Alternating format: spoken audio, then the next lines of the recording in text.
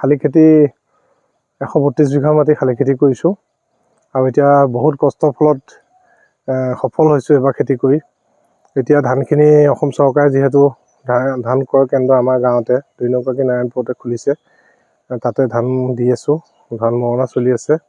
আৰু ইয়াৰ উপৰিও মই ধৰক ফিচাৰী এটা আছে, ফিচাৰী কৰি আছোঁ। তাৰপিছত নেমু বাগান আছে।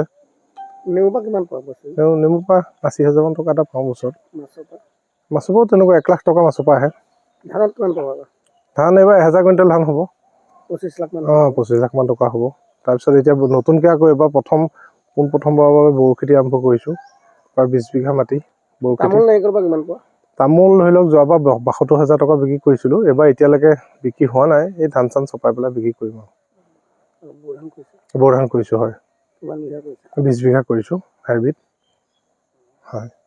আৰু বাকী এনেই গছ-গছনিটো আছে? গছ-গছনি আছে, মোৰ মেহগনি আছে 100 জোপা, প্ৰায় 1.5 ফুট 2 ফুট গোলাই। আৰু আপোনাৰ টিচু কালচাৰ টিক প্লেণ্ট বুলি কয়, চেগুন যিটো টিচু কালচাৰ চেগুন, সেয়াও আছে 100 জোপা। সেইখিনিও 1.5 ফুট 2 ফুট গোলাই হৈছে। কিমান বছৰলৈ এইখিনি হ'বগৈ? এইখিনি মানে মেহগনিখিনি আপোনাৰ 17 বছৰত হ'ব, 17 বছৰত মেচিউৰিটি হ'ব। আৰু এই টিচু কালচাৰ যিটো চেগুন 10 বছৰত মেচিউৰিটি হ'ব।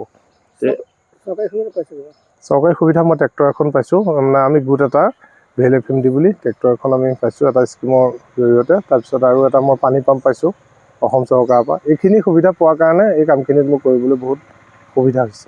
আচলতে যিকোনো মেহগনি গছ, হয়, এইটো এটা মূল্যৱান গছ, হয়। এইখিনিৰ পৰা কিমান আহিব 17 বছৰ যেতিয়া মেচিউৰ হ'ব? এতিয়া মেহগনি গছ চাওক, ভাৰতবৰ্ষৰ ভিতৰত মানে সকলো কাঠতকৈ, চন্দনক বাদ দি সকলো কাঠতকৈ মেহগনি গছ মানে মূল্যৱান গছ, আফ্ৰিকাৰ মেহগনি যিটো। এতিয়া ধৰক এজোপা গছত মানে মই বন বিভাগৰ বিষয়াৰ সৈতেও আলোচনা কৰিছোঁ, মোটামুটি 2 লাখ মান টকা আহে এজোপা গছত 17 বছৰত, তেখেতলোকে কোৱা মতে। কেইজোপা আছে? এতিয়া ধৰক মোৰ 100 জোপা আছে মেহগনি, আৰু আপোনাৰ টিচু কালচাৰ চেগুন আছে 100 জোপা, এনেকৈ কৰি আছোঁ। বছৰি তথাপিও তোমাৰ টাৰ্ণ অভাৰটো কিমান হয়? টাৰ্ণ অভাৰ ধৰক 30 পৰা 35 টাৰ্ণ অভাৰ, তাত খৰচো আছে অলপ তেনেধৰণে। যিকোনো খবৰৰ বাবে যোগাযোগ কৰক আমাৰ এই নম্বৰত 9181 307 221।